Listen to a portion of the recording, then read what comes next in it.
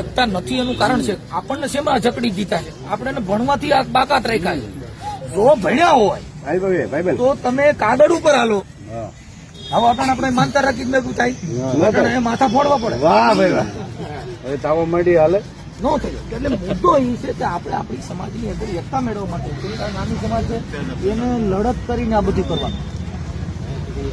એટલે લડત કરવા માટે છે ને અત્યારે નામદાર અદાલતમાં પોલીસ પ્રશાસનમાં તમે તમારું કરો ત્યારે લોઢાના સીના